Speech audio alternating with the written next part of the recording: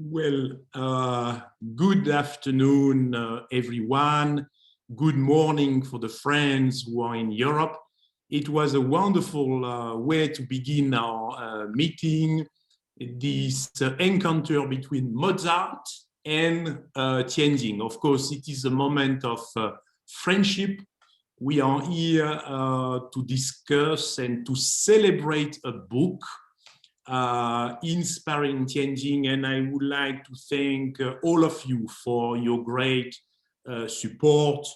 Of course, the support of the Tianjin authorities, the support of the publishing house of Tianjin, the support of Nankai University, of course, the support of all the contributors, our 25 contributors, and the support of two personalities today.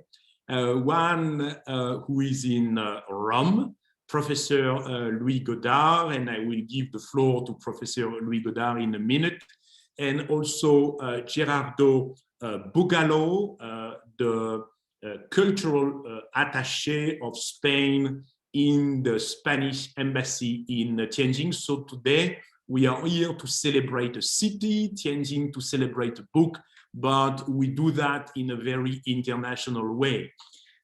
This is my great honor and pleasure now to give the floor to the first speaker of this opening ceremony. I will give the floor to Li Xuyen, who is Vice Minister of the Publicity Department of the CPC Tianjin Municipal Committee. And I would like, through you, Mr. Minister, to thank the Tianjin Municipal Government for your wonderful support in the making, the production, and the conversation we have around inspiring Tianjin. Thank you very much, Mr. Minister, and the floor is yours.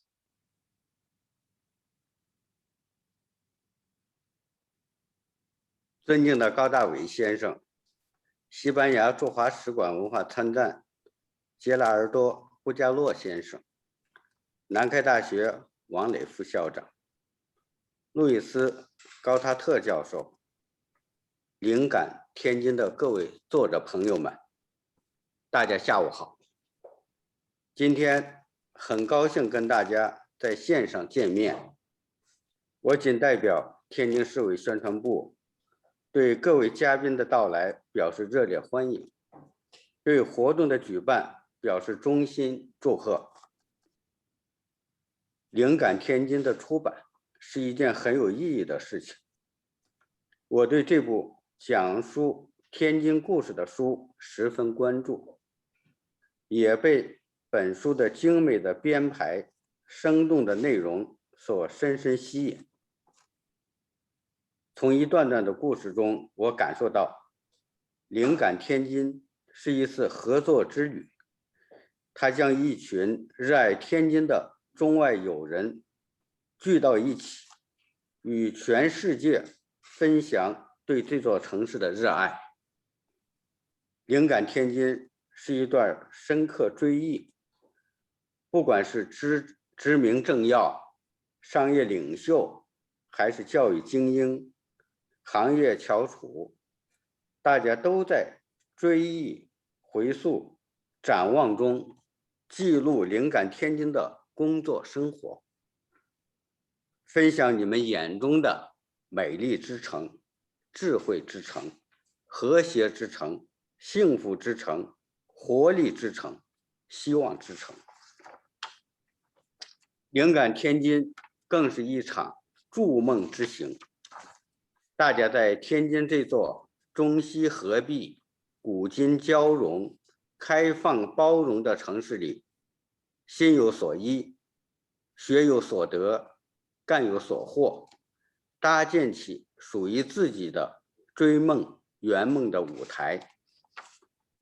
在此，我要感谢本书的所有作者，特别是主创人员高大伟先生。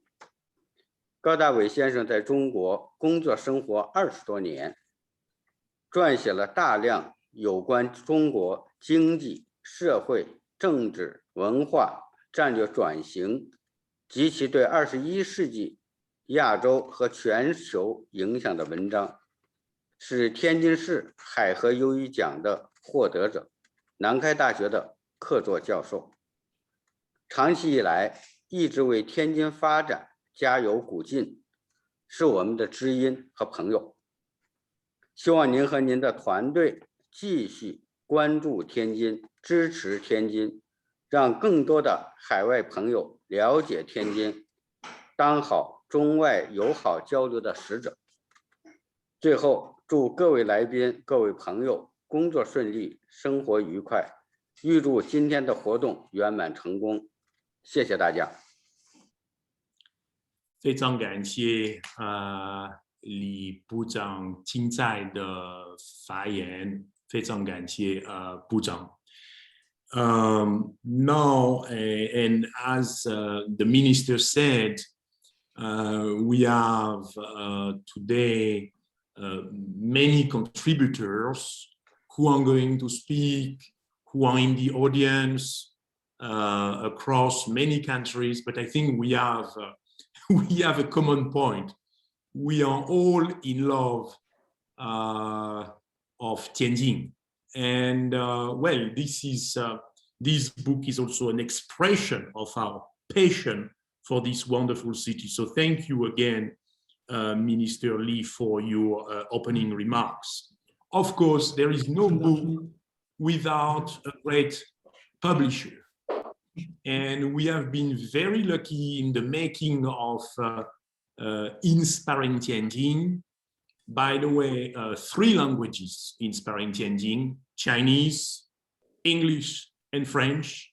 So I was saying, in the making of this book, we were very lucky to work with the Tianjin People's Publishing House, led by Mr. Liu Ting.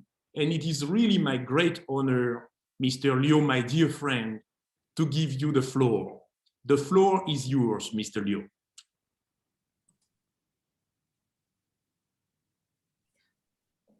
尊敬的徐岩部长、王磊校长，尊敬的高大伟先生、路易斯高塔特教授、贾尔多布加洛先生，尊敬的各位领导、嘉宾，大家下午好。在高大伟先生精心筹划和各方支持下，灵感天津线上发布仪式如期举行。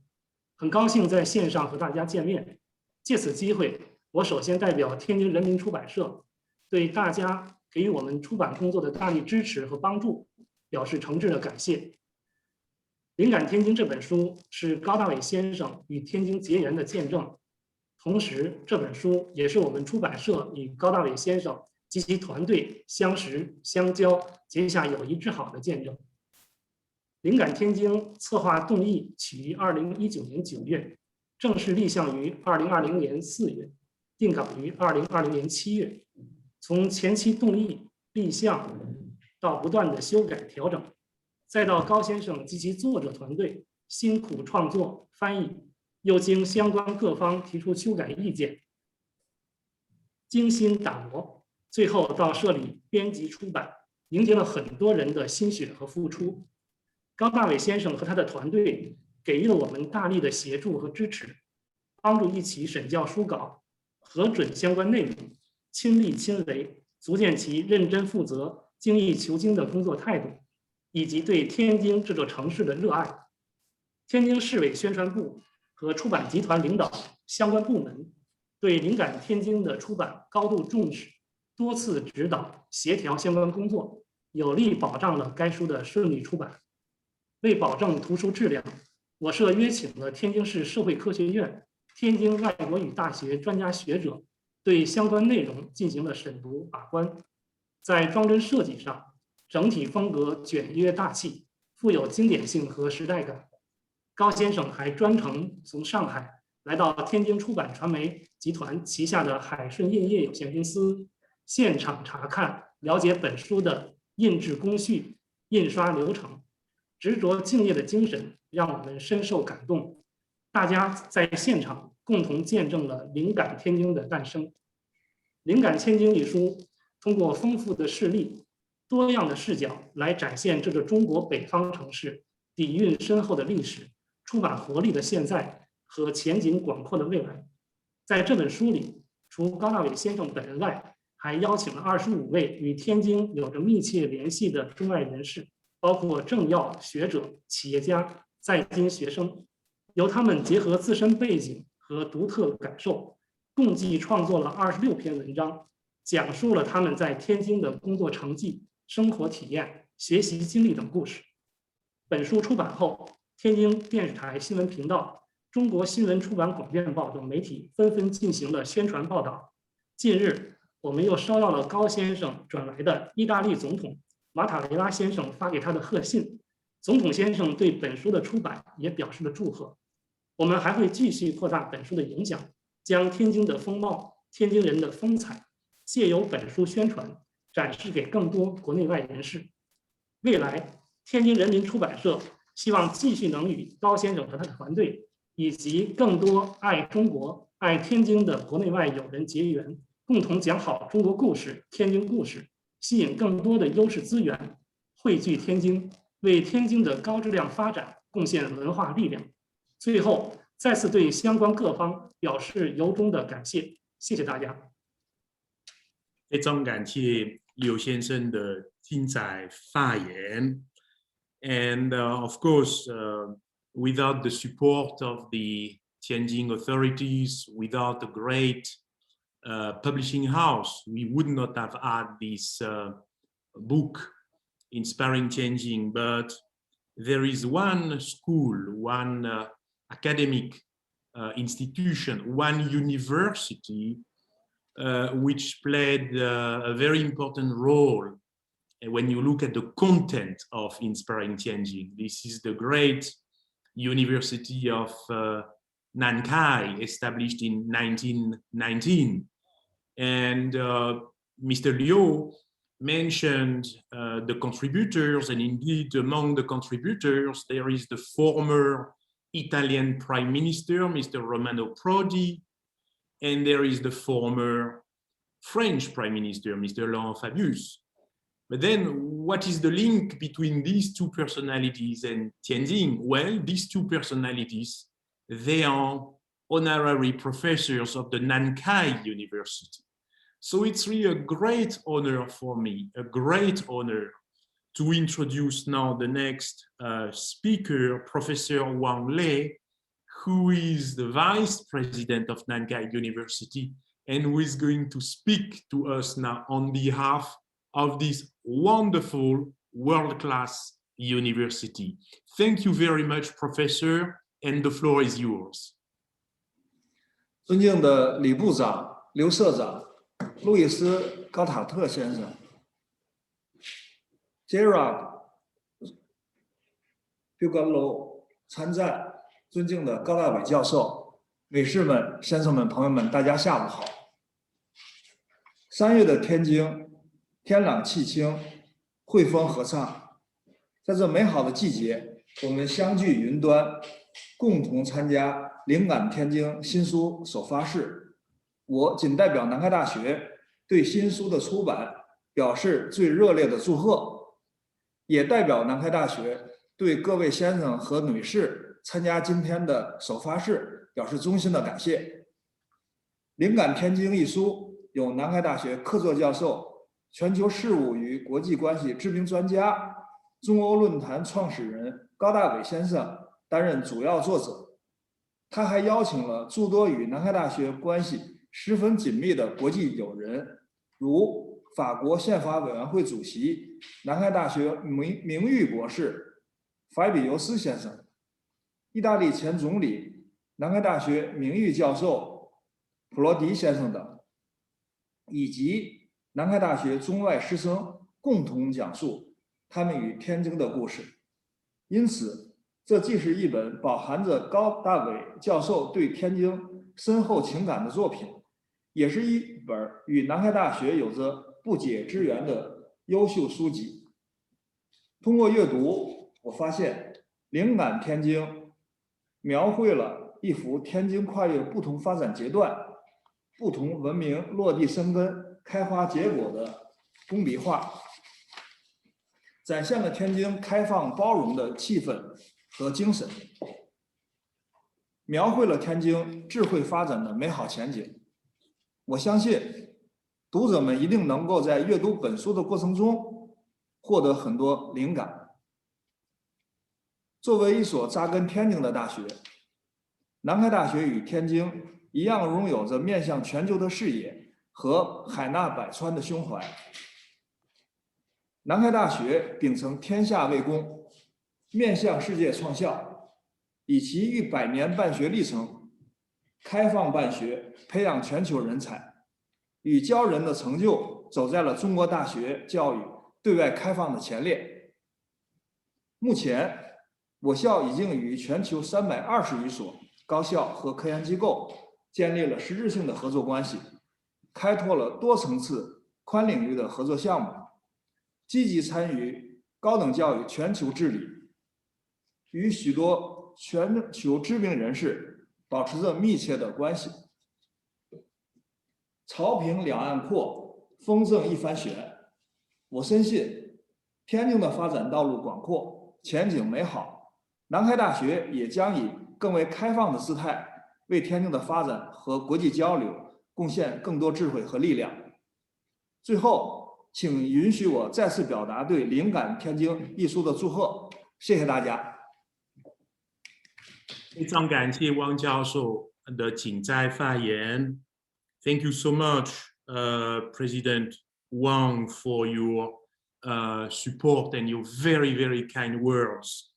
Now it's a great honor to introduce a friend who is now with us in Rome. And as it has been said by Mr. Liu, we were very lucky to receive this very nice letter from the Italian president, who congratulated us for this book, for making this book and publishing Inspiring Tianjin.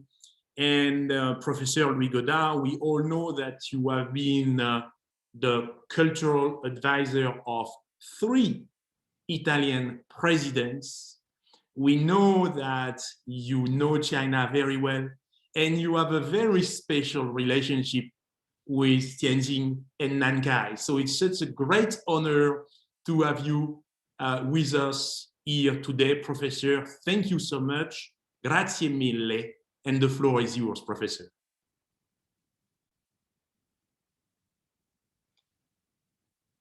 We cannot hear you, Professor. It's normal because yes. You know, Yes. Thank you very much, Professor Gosset. I'm extremely glad, and it's a great honor for me to be with you today. And let me remember my visit to Tianjin and to Nankai University some years ago, and the splendid impression I had as an old professor of Asian history and civilization, the splendid impression I had discussing with the students of the Nankai University. In each of the students, Professor Gosset, I had the pleasure and the honor to meet and to see a fantastic enthusiasm, a great competence, and an extraordinary open attitude to the world. And when I was back to Italy, I discussed this impression with many of my colleagues, and all we believe that this enthusiasm, this competence, this open attitude to the world explains the role of leader that China has in the world today. Unfortunately, in Europe, we are old communities. China is a young community, and we must learn a lot of things from China to promote the young generations in Europe. That's the impression I had after my visit to the Nankai University and to Tianjin. I don't know if you want, if I spend some words about Tianjin and the role of Italy in Tianjin, or we will do that later. We will do that later if you wish, okay, Professor, but thank you so much for telling us, for sharing with us your impressions about Nankai, Tianjin, and the fantastic students and professors at Nankai. Thank you so much. The last speaker of this opening ceremony, and it's a great honor to have such a personality also with us this afternoon, Beijing time, comes from Spain, another great country of culture. This is very clear. And Gerardo Bugallo, I was telling you, is the cultural attaché at the Spanish embassy in Beijing, so very close to Tianjin. And there are, of course, a lot of links, connections between Spain and Tianjin. And it's a great pleasure, Mr. Gerardo Bugallo, to have you with us today. And the floor is yours. Muchas gracias, Gerardo. Gracias a ti, David. Thank you to you, David. Good afternoon to the colleagues that are in China. Buongiorno alla mia cara Roma y buenos días a los que están en Europa. I would like to say that here we are to celebrate a book that is part, I think, of a very interesting phenomenon that is the effort China is doing to recover its soul, to recover its tradition, to recover its history. There is no way you can build a future if you don't know who you are, your identity. As a matter of fact, there is a quite famous Spanish philosopher called Eugenio d'Ors that used to say that everything that is not tradition is plagiarism. That means that without roots, we are inventing or discovering the Mediterranean every week. I think this is something that is extremely inspiring. I think this book, delving into the past and the heritage in Tianjin, is part of this very intelligent effort that China is making. And I think we have to make this effort together.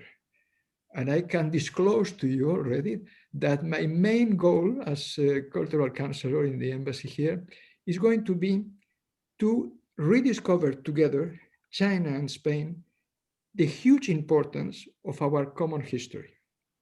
It's funny because not very many people are aware of this, neither in Spain nor in China.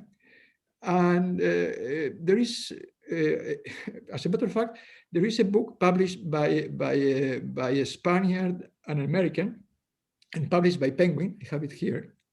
That is The Silver Way, that discovers in very few words, in very few pages, say that is essential. The idea that the first globalization took place in the 15th and 16th and 17th century through this silver way, this amount of silver that came from the Spanish American to China, and allowed China to become, for the first time already then, the factory of the world, the greatest economic power in the world probably, and together we established what is the first globalization in history. Obviously, this is something that has to be better known for all of us, and is going to be part of my effort here. And this is not only part of the past, but I hope part of the future, and part also of the very near past, because we have another example in a person that is in itself a phenomenon. Is something not only a key figure in the world of sports, but also in international relations. That is Juan Antonio Samaranch. You probably have heard of him. Obviously, you know about him in Tianjin because you have a fantastic and inspirational monument devoted to him in Tianjin. And I want to remember his name here because it's part of how we can build the future, building on this common heritage that we have to exploit. And I think China, as Minister Li has said, this opening of Tianjin to the world, this discovering of the past, is the most intelligent way of building common futures. So I thank you very much. I thank especially David Gosset for having us together this afternoon and for inspiring a book like this, because it's for something exactly along the path we have to follow, all of us. Thank you very much. Thank you very much, Mr. Gerardo Bugallo, and thank you so much also for mentioning Juan Antonio Samaranch. And of course, in Inspiring Tianjin, there is an essay on Juan Antonio Samaranch, and I invite the friends listening to us, especially those who are in China, but also those who are outside of China, to come to Tianjin, of course. And when they come to Tianjin, they have to visit the Juan Antonio Samaranch Memorial. It's really a great place to understand many things, actually, and among them, of course, the Olympic spirit. So thank you very much. This is the end of this opening ceremony. I would like to thank again Minister Li Shuyan, Mr. Liu Ting, President Wang Lei, Professor Louis Godard, who is in Rome, Gerardo Bugallo. And now, if you allow me, we are going to open the second part of this launching ceremony, a panel discussion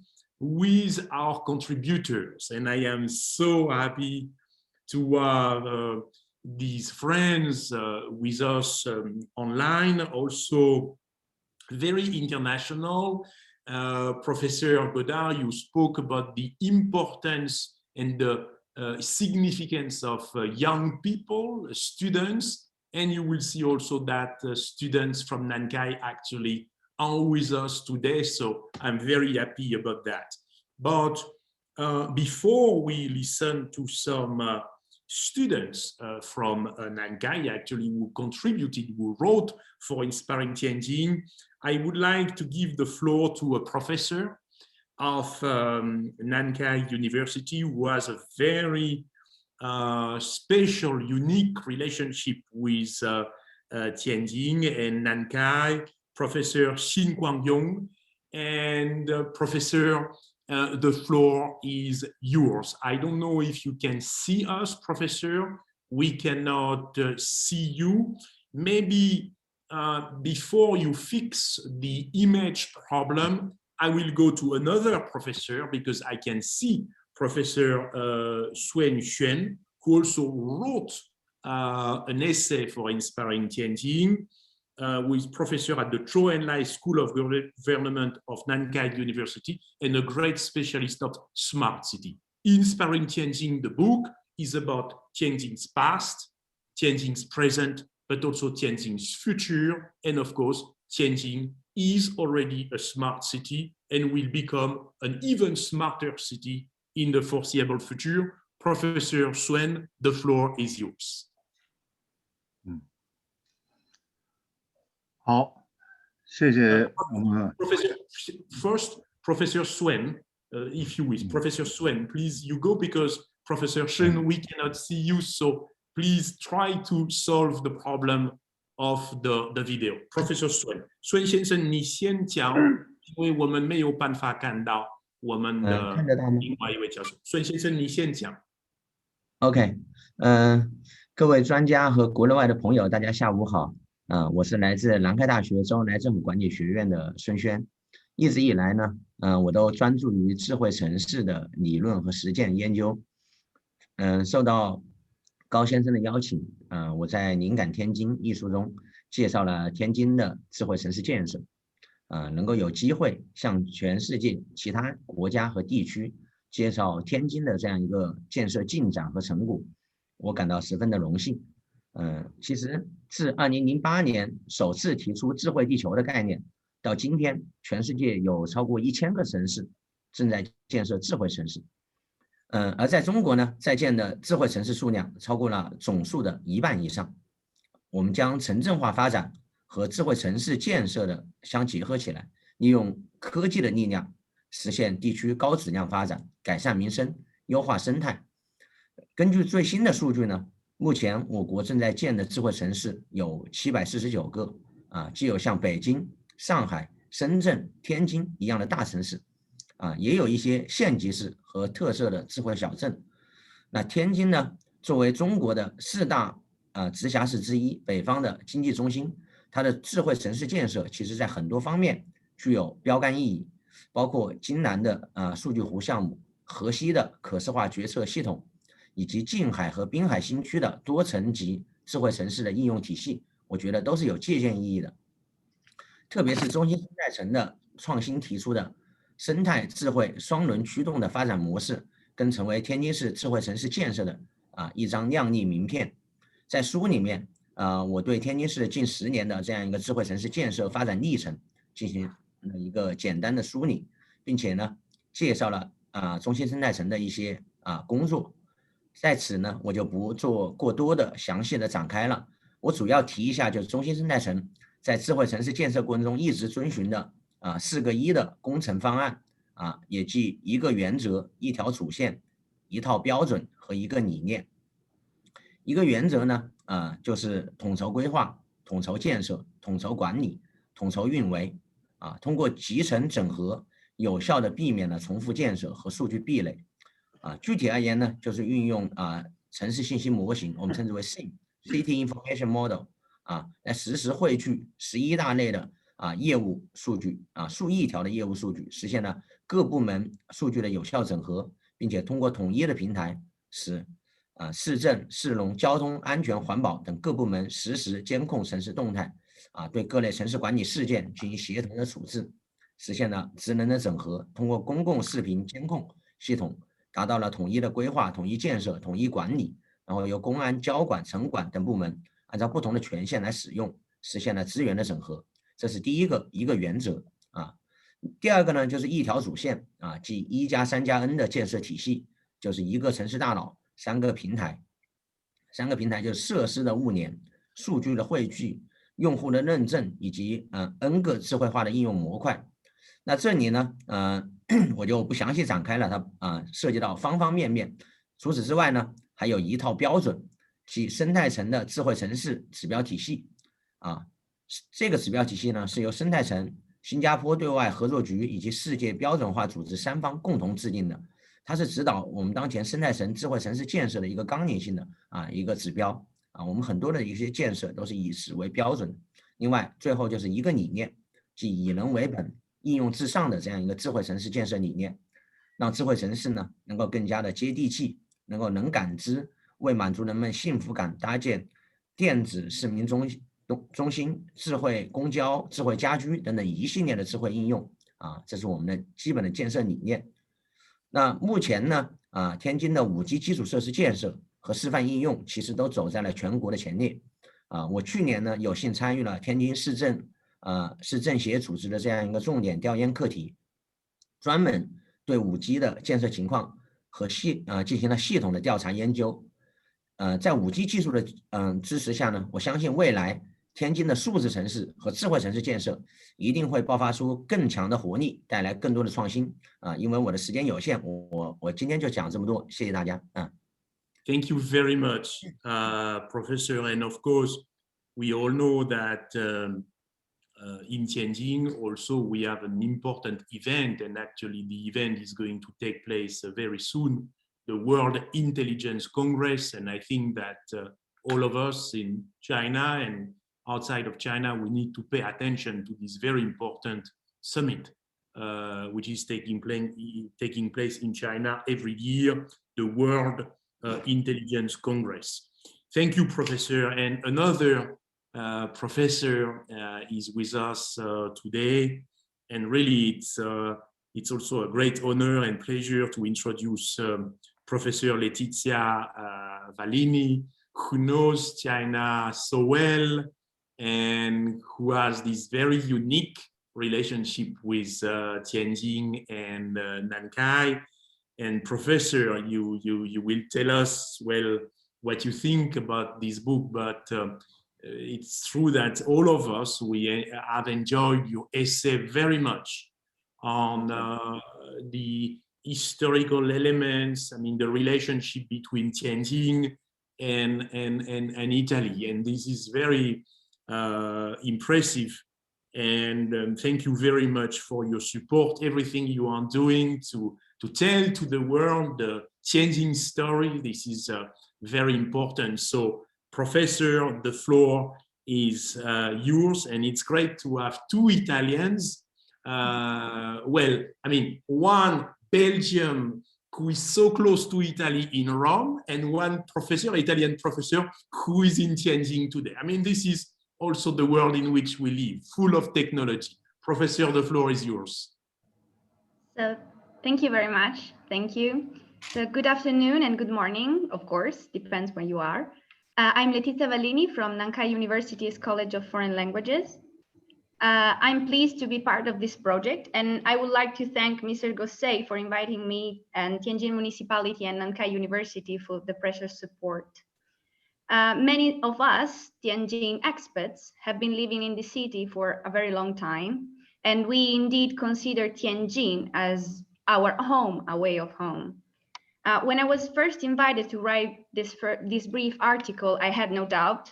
As an Italian living in Tianjin, I wanted to talk about Tianjin's former Italian concession, the so-called Italian-style area. I personally find it a fascinating topic, but unfortunately, it has never been a central one in the dialogue between Italy and China. When we talk about the commercial and cultural exchanges between the two countries, we mainly mention the Silk Road, of course, and of course, Marco Polo. And Marco Polo is and will always be one of the many threads that connect our two countries. He visited Tianjin, of course, and he marveled at the port size. In his travelogue, Book of the Marvels of the World, he called Tianjin the beautiful heaven city. Maybe this is one of the reasons why he's portrayed in the middle of the central piazza square of the Italian-style area as a symbol of our shared history. As I mentioned before, Tianjin's former Italian concession has never been a central topic in the dialogue between China and Italy.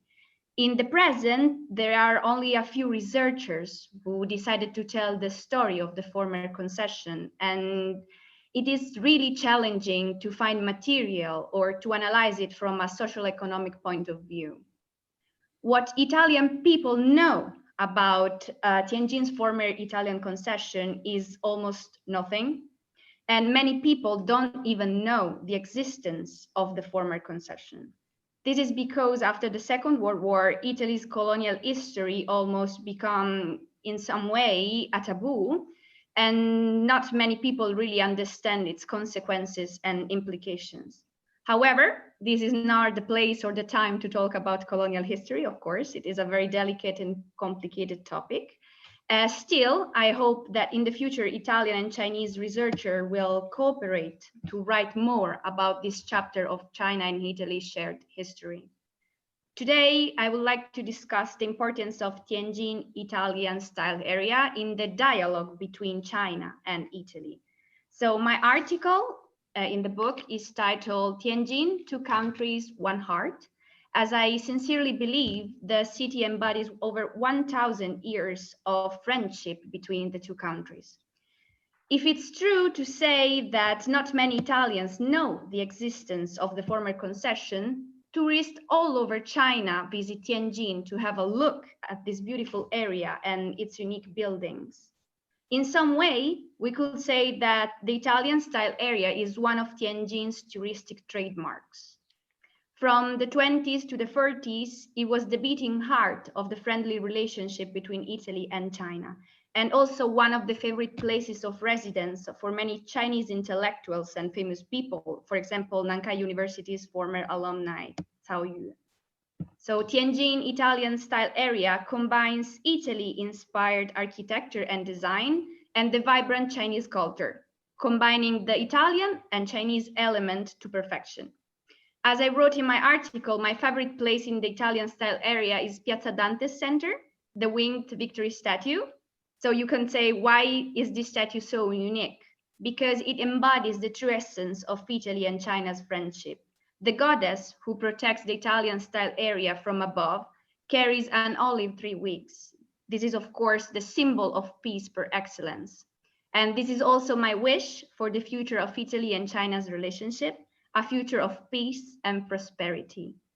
To paraphrase Marco Polo, Tianjin is my personal beautiful heaven city. I hope that in the future, more Italians will have a chance to get to know this city and its extraordinary history better. Thank you very much. Mille grazie. Thank you Prego. very much, Professor. And this is, well, this is very important. So you understand why I told you that your essay is an essay that one needs to know. China, Italy, it's not only Marco Polo, not only Matteo Ricci, but also there is this connection in Tianjin between the two countries, and up to Romano Prodi, because it happens that Romano Prodi also had this very special connection with Tianjin. Thank you so much, Professor. Now we are going to go to Paris, and you will see the connection between a mathematician, Mr. Henri Vuillerme, and Nankai University through another wonderful mathematician who has been teaching at Nankai and who has played a very important role in the field of mathematics. And we began this conversation with Mozart. Of course, music is universal, but mathematics is also about universality. Mathematics is present in Inspiring Tianjin, and it is a great pleasure, Henri, to have you with us from Paris to celebrate the wonderful city of Tianjin today. The floor is yours, Mr. Henri Vuillerme. Thank you very much. It is a special honor for me to address such a prestigious and learned audience. I must first express my gratitude to Nankai University, and more particularly its Institute of Mathematics, and to Professor David Gosset for inviting me to participate in the magnificent and exceptional undertaking that is the book Inspiring Tianjin. Geographical distance, language, and my age were obvious obstacles to talking about a mind as remarkable as Xing Shen Chen. I accepted this challenge with humility and under the effect of the passion I feel for the mathematical genius, as well as for his ways of proceeding. It would obviously be impossible to summarize in a few minutes the life and discoveries of a scientist of this importance. I will therefore limit myself to two reflections that his work and character have inspired in me, referring you, if you wish, to my article for a slightly more complete presentation. The first observation is that mathematics can be seen as an art of translation.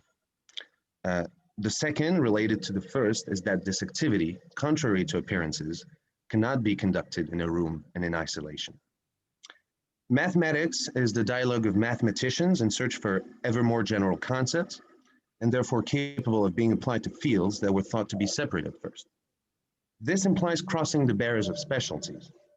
To achieve this, it is necessary to understand the particular language of specialists who express themselves in a terminology that is not always fixed and whose first concern is not to be understood by the outside world, including the colleague occupying the office on the other side of the corridor.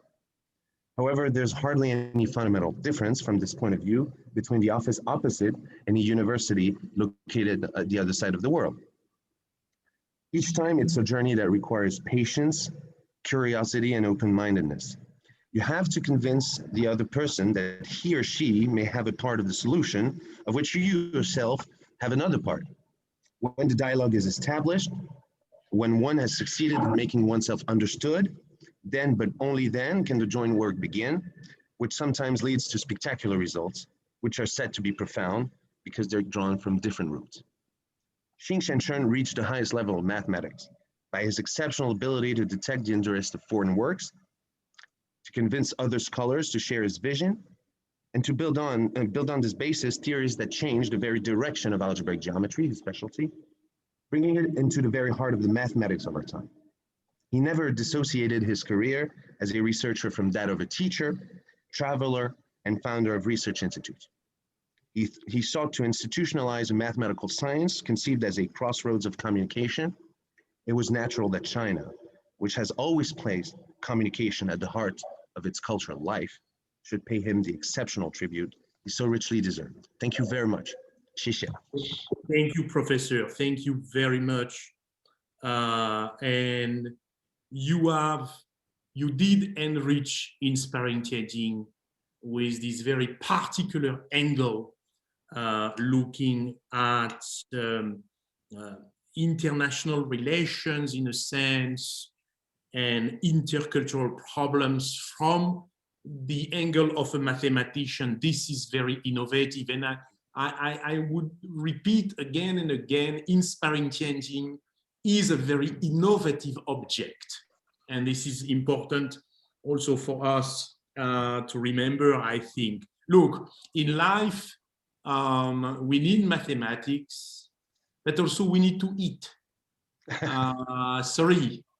We need to eat, and we have the great pleasure and to have another Frenchman with us, Mr. Yvan Collet. And Yvan is a chef. Yvan is a chef. He's very well known among the chefs, certainly in China, certainly in Tianjin. He's the executive chef of the Shangri-La Hotel Tianjin. And Yvan, you wrote a wonderful essay, not from a mathematical perspective or historical perspective, but from a gastronomy perspective.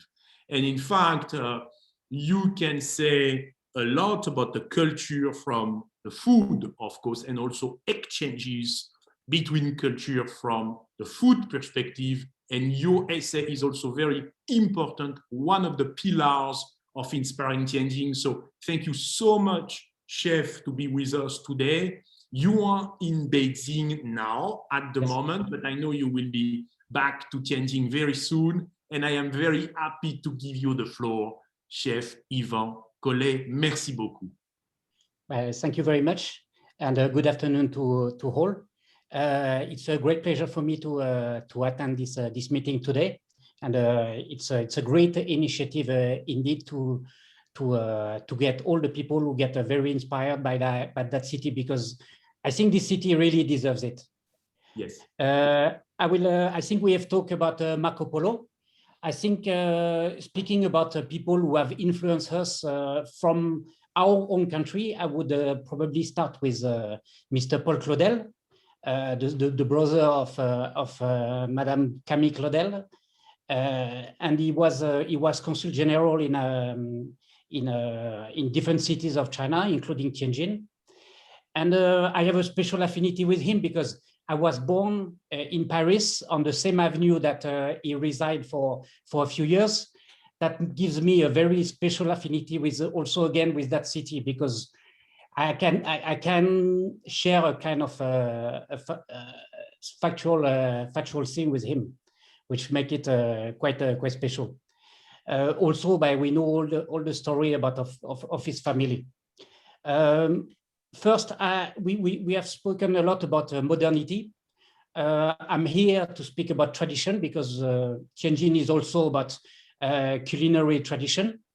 In Shangri-La, we've done all our best during the last 4 years to not only to be an international hotel, but also to feature all the local specialties of Tianjin. And we found that through different experience in Tianjin markets and different sessions that we have done outside in street, because lot of food in Tianjin are really street food. Then we went and tried a lot of food, and then we bring back a lot of ideas in the hotel. And through the text that I've put in that book,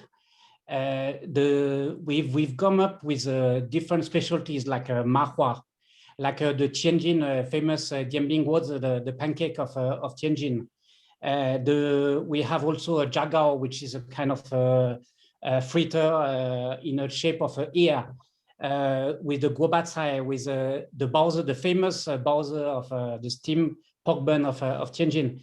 Then we've done a lot on that part to show to all people coming to Tianjin and staying in our hotel, to show all this wonderful culinary experience that you can find in Tianjin. And then that I think is a very important part of my work here, is try to not only discover on my side the local food, but also to let people share this experience here in Tianjin. Thank you very much, Chef, and you for all those interested in cuisine in general, Chinese cuisine, but also dialogue between cuisines and Tianjin cuisine. Each of these people, they really need to pay attention to your essay. It's written beautifully, really. You know what you are talking about because you're able to do the things that you are talking about. So thank you very much, Chef. From one hotel to another hotel, I don't know if Mr. Radek Sais is with us. Can you hear us, Radek? Or maybe you have a technical problem. I know you are in Sweden, Radek, so maybe you have a technical problem. If you cannot hear us, it is not a problem because we have with us a great photographer, Mr. Bruce Connolly, who is really a visual memory of the past Chinese decades. It's absolutely incredible the work that Mr. Bruce Connolly has been doing, I mean, as a photographer all around China. But we know very well, Mr. Connolly, that you have a deep passion for Tianjin. You love Tianjin, and it is why that your photographies of Tianjin are absolutely exceptional. I have discovered your work actually in Tianjin. I was in Tianjin and I saw your exhibition, your photographies of Tianjin, and I was deeply moved. The faces that you portray, the architecture, the life, the gastronomy. I mean, your photography is the most outstanding introduction to this wonderful city. And you were kind enough to write an essay for Inspiring Tianjin. And it's a great honor, Bruce, to have you here. Of course, you come from Scotland originally, but let's say you are Scottish Chinese or Scottish Tianjinese, but you are also at home in Tianjin. Thank you so much, Bruce, and the floor is yours.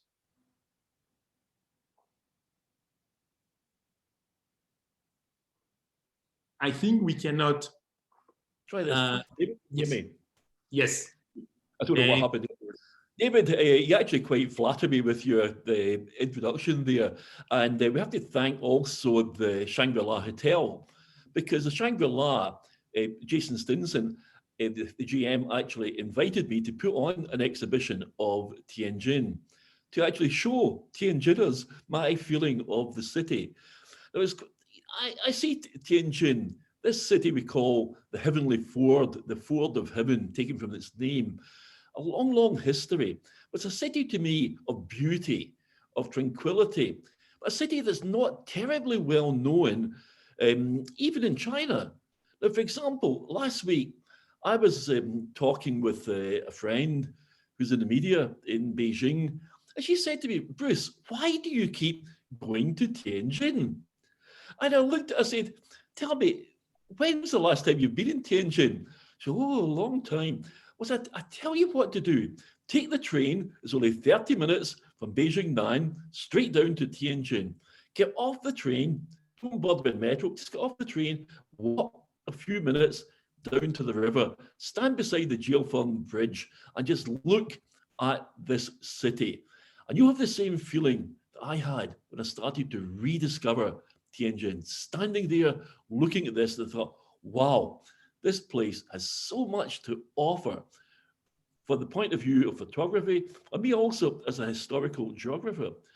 But if we take the city we've got the river, the Haihe, the mother river. The river that actually, if you trace it all up through the Yongding River, all the way from Shanxi, Hebei, right down Tianjin, oh, actually also coming through Beijing, right down to Tianjin, flowing out to the Bohai Gulf.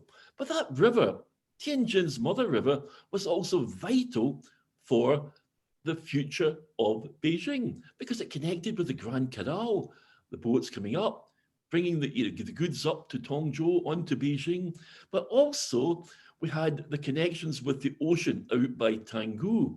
So the river is vital. And where we are in the Shangri-La Hotel, we have fabulous views of the river to realize this. Another thing about Tianjin that we've often talked about is the people.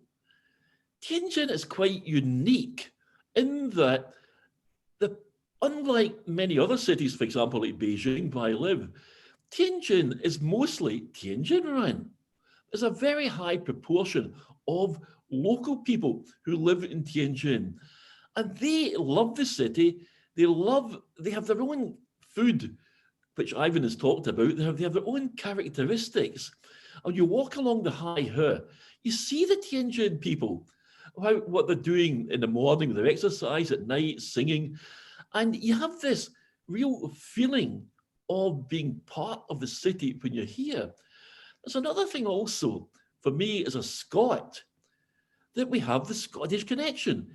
Eric Liddell, 1924 Olympics in Paris, he grew up, he was born just down the road from where I'm right now, down at Wood Adal. And you can still see the home of Eric Liddell is there. And Tianjin people would hear to me, they say, where are you from? I say, oh, Sugarland. Ah, Sugarland, Liddell. They start shaking hands, welcome. But we also have this unique blend of architecture in Tianjin, where East meets West. Again, close to the Shangri-La. We've got places like Jiufengjie. You've got all the area right down to Wu Dao. This mixture, you also mentioned the Italian town there. We've got all this amazing mixture of architecture. And tomorrow, I'm actually going with a friend who's not with us today, Michael Hart. And Michael and I are going to be doing a walk in part of the old Tianjin, because it's a city with so much to see, so much to photograph, and so much that is there. So I think we've got a unique place. Through the book, like Inspiring Tianjin, this is a way of telling the world what we've got. And even things like ornithology. If you look out the windows of the hotel, what do we see just now on the Haihe? The migratory birds from Siberia. Now they're making their way back up to Siberia, up to Mongolia, because they come to live down in Tianjin over the winter. Then they disappear because it's warmer. We've got this. But I keep coming on to say that when we are looking at the city, we've got to remember it's the river that made Tianjin. Tianjin made the river also made Tianjin and created this city that we see today. And for me as a photographer, a city that I cannot get enough of, photographing the history, but also the contemporary city, the environmental work that's going on, the work going on down at, Yujiapu, and photographing a lot of work, but also what inspires me is to photograph the people. And how many times people in the West have seen my photographs and say, wow, you can see why you love the city. Look at the people, they just look great. Thank you, David, for inviting me. And remember Tianjin, city of lights, city of bridges, city of people, city of the Haihe. Look, Bruce, you should have made the conclusion, you should have made the introduction, because you are the most incredible ambassador of the beauties of Tianjin, the many beauties of Tianjin. And I fully agree, of course, Bruce, everything is about people. And the people in Tianjin are wonderful. And you know their sense of humor, you know their modesty, you know their wit.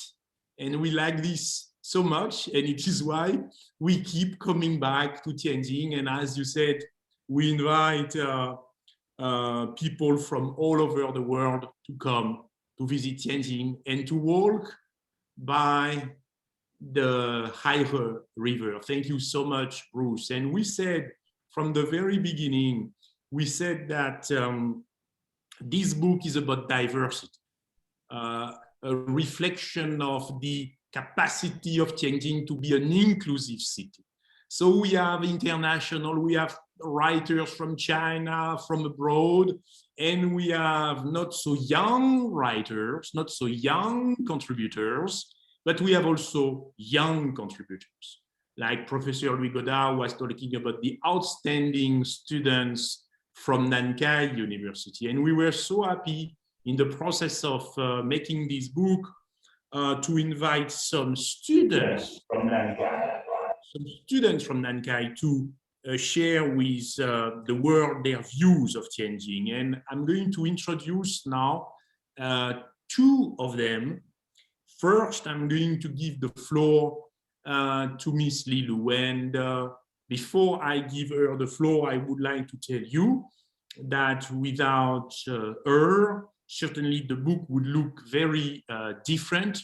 And Mr. Liu, you were also very kind to say that this book is a collective work. I would like here also to thank Miss Linkeya, also one of my colleagues, without whom also we would not be where we are today. So now I give the floor to Miss Lilou, postgraduate student at the College of Foreign Languages of the great Nankai University. Lilou, the floor is yours.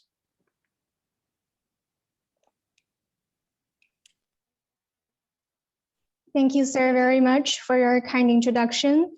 Dear all, it's such a great honor and pleasure for me to see you all here today, because here I can share with you a couple of things in regard to this valuable book and to this lovely city.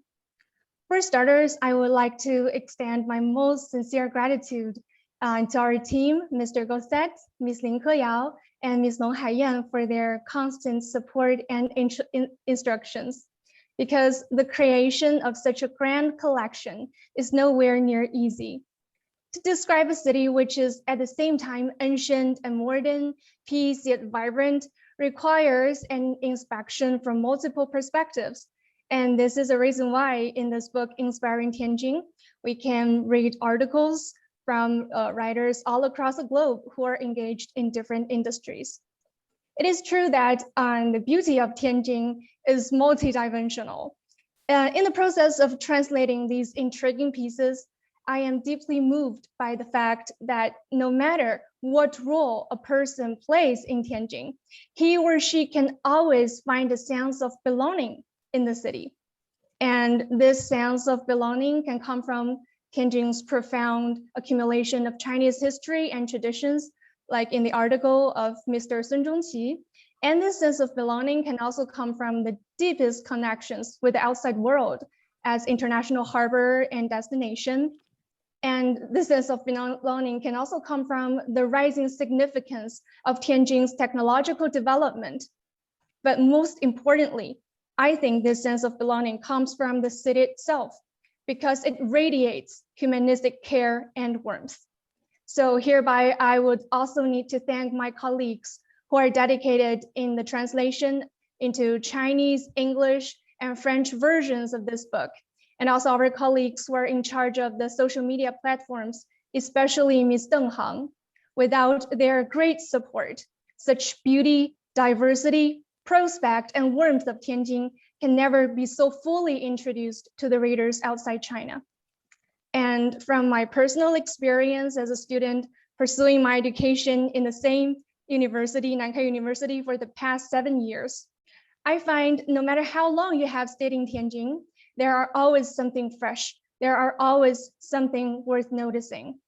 While promoting traditional folk art, gastronomy, and craftsmanship, Tianjin is also developing at an astonishing speed. It wouldn't be a surprise for anyone to see that you can enjoy a good performance of cross art in a skyscraper, and then you can just drive your way back home to see the newly built streets decorated by green plants. So in conclusion, I want to say throughout the past year, the notion that drives us to make this great book is to tell the world the story of Tianjin, which to this point, I believe we have successfully achieved. This story of Tianjin should be told, should be recorded, should be heard, should be remembered, and should be passed on. Thank you very much for your attention. Thank you very much, Ms. Li Lu, for this wonderful speech. And well, you would understand why now Professor Louis Godard was so impressed by Nankai students, because you have had just now a representative of the quality, the talents of students at Nankai University. I would like to apologize because we have still a problem with Mr. Radek Seis from Sweden, so we will not be able to listen to his remarks today, but I encourage you to read his essay, A City of Bridges, because as Bruce said, Tianjin is about a river. And of course, when you have a river, you have bridges. And the difference between the bridges in Shanghai and the bridges in Tianjin is that you can cross, because of the scale of the city, you can cross the bridges in Tianjin walking, something you cannot do, of course, in Shanghai, because the Rangpu River is much wider than the Hai River, and it does change many things. Of course, talking about the way cities are perceived. I would like also to apologize because our friend, colleague, co-writer, Mr. Xin Guangyong, has also some technical difficulties. It happens, but we are very flexible people, agile people, and we will absolutely read the article, the essay written by Professor Xin about his special relationship with Tianjin. So now I'm going, before I will give the floor for final words to Professor Louis Godard, I will give the floor to another outstanding postgraduate student at the Faculty of History of Nankai University, Mr. Suen Chongqi. And please, dear Mr. Suen, be concise. I know that you will be concise, and then we will go to Rome for a conclusion by Professor Louis Godard. Mr. Suen, the floor is yours. Thanks, Mr. David. 谢谢大家。首先非常感谢就是高大伟先生给我这么一次机会吧，作为一个南开大学的一个同学，和大家讲一讲我对这个天津的看法和就是我对天津的热爱吧。所以说能参加这次就是讨论会呢，我觉得非常的这个荣幸。自从这个2014年以来呢，我在天津已经待了将近是7年了，就是也经常的去带一些各种各样的朋友啊，来天津的各个区什么的去玩啊，去看一看、走一走，看这里的风土人情。可以说呢，这几年我就是至少带了能有个10多个朋友左右来感受天津这个城市的魅力。所以说，天津已经成为了我的这个第2故乡。我的这个研究方向呢是这个中外关系史，所以说呢，在平时比较会习惯性的去关注一些就是历史上的外国人对于中国的这个认识与看法。所以说，当这个高大伟先生和这个李璐同学把这个就是有这么一个机会去向世界介绍天津的时候，我就想到了可以用这种方式去找一些这个历史上的外国人，他们是如何去记载天津的，他们对天津的这个看法和认识是什么。我想如果说能够把这些东西展现给大家的话，相信是一个它是一个非常浪漫的事。所以说呢，我就简单的去查了一些这个资料吧，然后在这些资料当中呢，选择了就是3个比较有代表性的人物，一个是这个俄国汉学家叫阿列克谢耶夫，他当时是跟这个一个法国的这个汉学家叫沙婉一起来中国考察，他们从北京一路就是往南方走，所以说在这个中途的时候就是在天津暂留了一段时间，然后他们在这个天津去走了我们今天依然可以就是看到的这个杨柳青古镇那一边，然后体验到了当地一个非常淳朴的一个民风吧，然后还有他们，因为他本身是一个民俗学家嘛，所以说对于这个杨柳青年画他非常赞不绝口。然后还有第二个呢，选择的就是一个日本汉学家内藤湖南，相信如果是就是历史学科的这个人来说，大家都会非常了解他，他对于这个就是整个日本的这个对于中国的了解有很多东西其实都是通过内藤湖南的。然后内藤湖南他本身他在1899年的时候他来过这个中国一次，去进行了大量的这个走访调查，他的第一站好像就是天津，就是通过坐船来天津嘛。然后他在这个天津这个地方，他就是为这个觉得天津有着当时不次于日本的这个发达的这个工业，然后这个当时呢还有这个就是中国的第一所这个大学北洋大学，当时就是也在天津，就是现在的天津大学。所以说而且他还在这儿的话，和这个当时比较有名的这个翻译家，也是这个中国的一个西学家严复进行了一些学术上的讨论。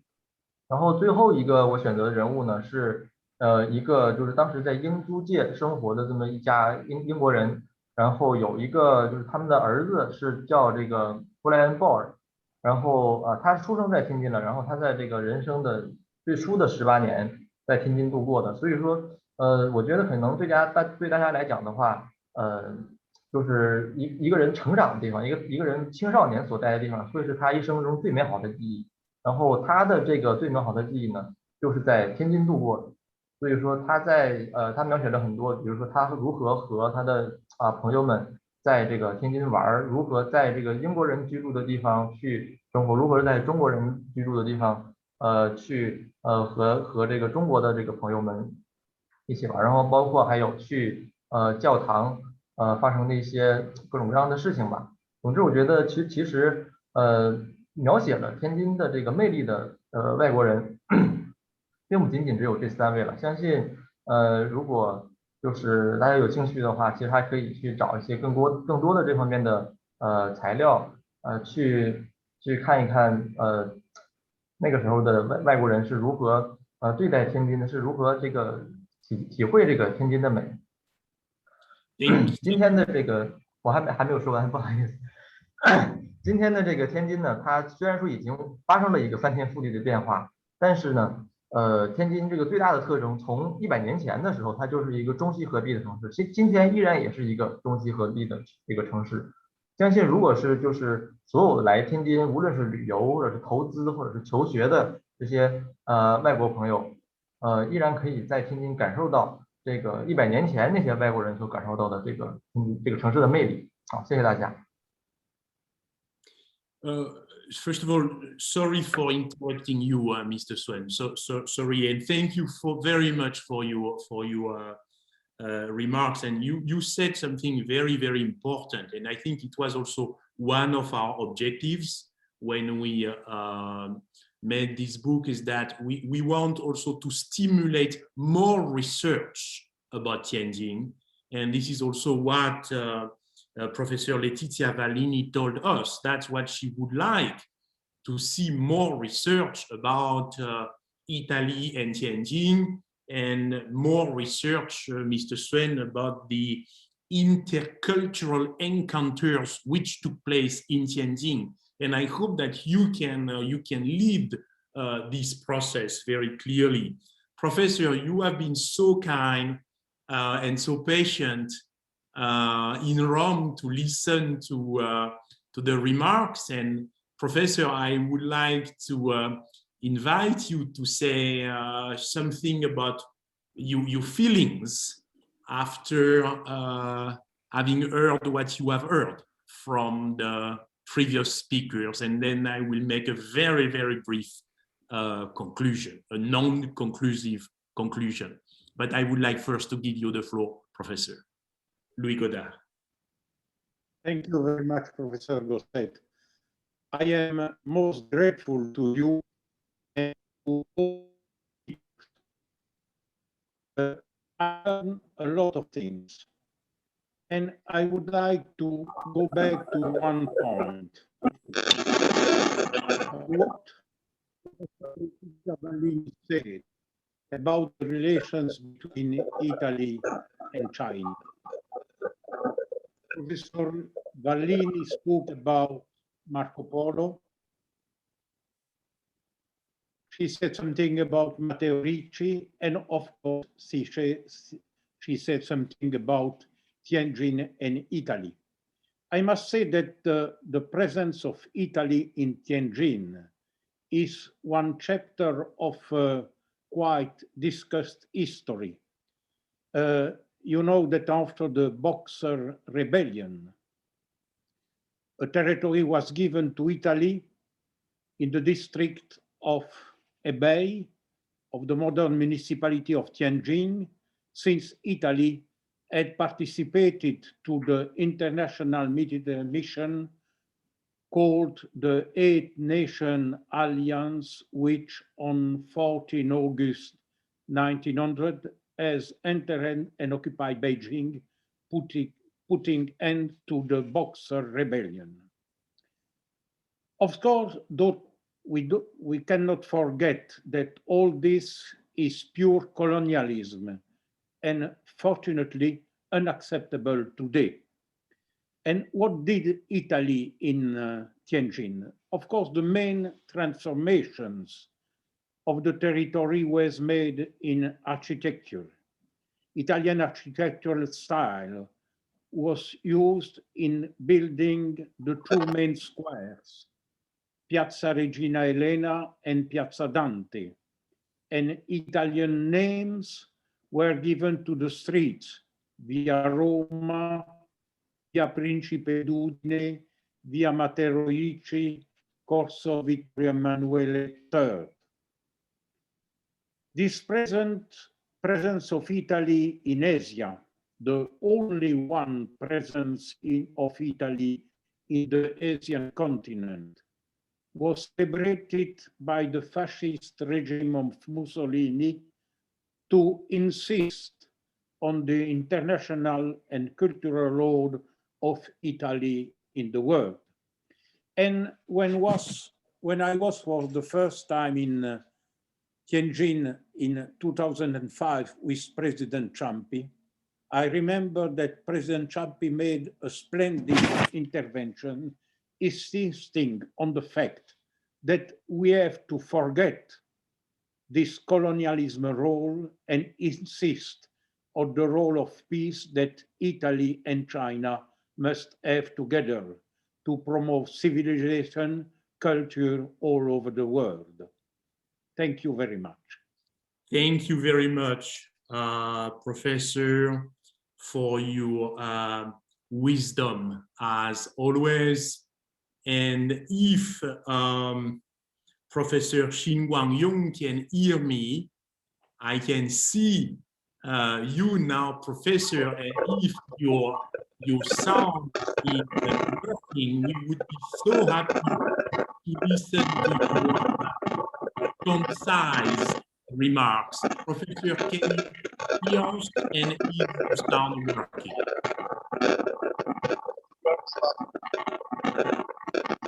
I think there are still problems with the audio, and we are not going to. Professor, can you hear us? And is your audio working, Professor? Professor, you need to unmute. You need to unmute, Professor, and please do it rapidly because time is passing.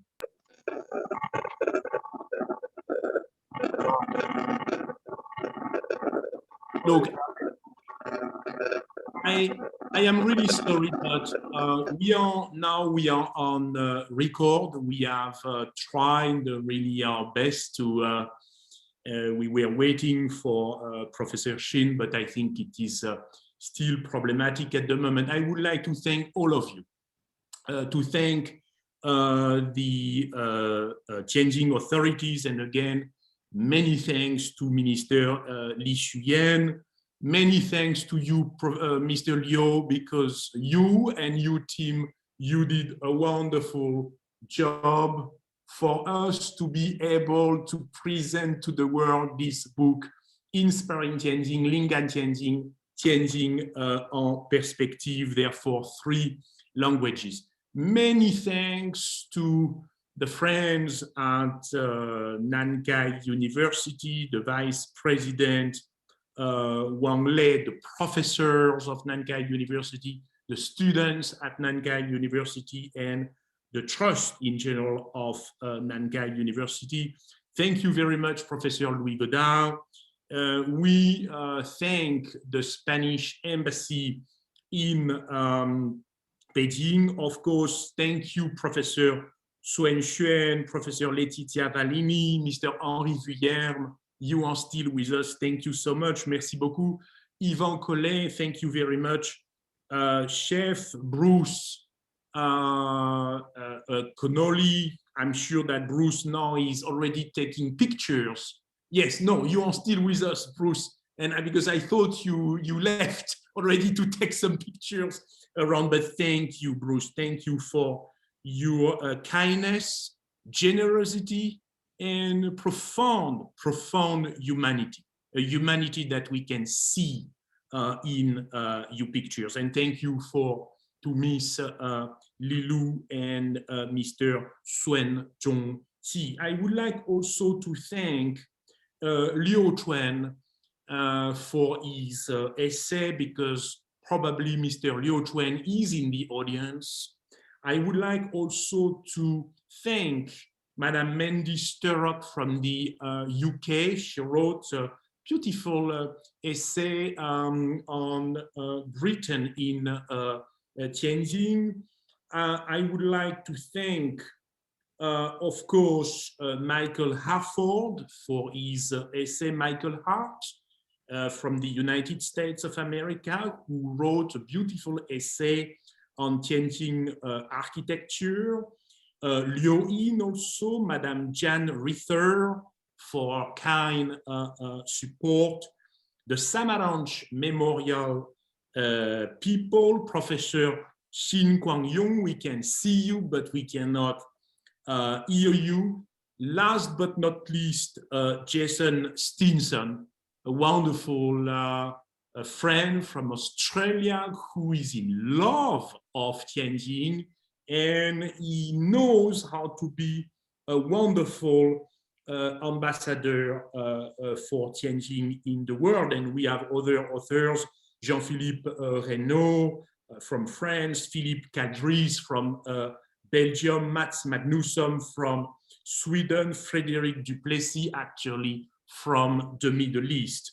Look, Inspiring Tianjin, I hope, will inspire you, and will inspire you maybe to write another book about Tianjin. Maybe Mr. Suen, you will do that. Maybe Professor Valini, you will do that, something more specifically on Italy in Tianjin. I think that what Minister Li already said is very true. Tianjin is a city of hope, and I think that you will see this sentiment of hope running through our book. And you know, there is a very famous Italian writer whose name is Italo Calvino, who wrote a beautiful book called Invisible Cities. Not a city you can see, but invisible cities. And listening to us today, I was thinking there is certainly the city, the Tianjin we can see, but there is also the Tianjin which is in our minds. And the Tianjin of Mr. Bruce Connolly is not exactly the Tianjin of Henri Vuillerme. And I hope that we go beyond the visible altogether to elevate ourselves towards the invisible. And that was something I would like to share with you. Now it's the time for me and for us to stop this conversation. I will have a walk by the Haire River. I am not a photographer. I do not have this talent, but I will go by the Haire River, look at the wonderful Tianjin people, and I will carry with me inspiring Tianjin. Thank you very much to all of you, and I hope we go on the conversation on Tianjin, on China, on peace and shared prosperity. Thank you very much. 谢谢大家。